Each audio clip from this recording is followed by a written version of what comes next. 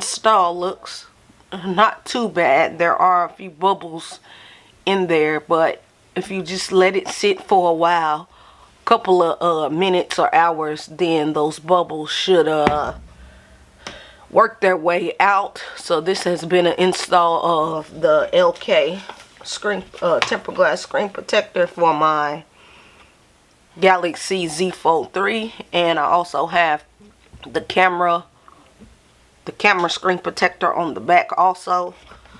So now it's supposed to be case friendly, so I'm gonna pick up some cases and see if that's actually true, because you do want a screen protector that is case friendly.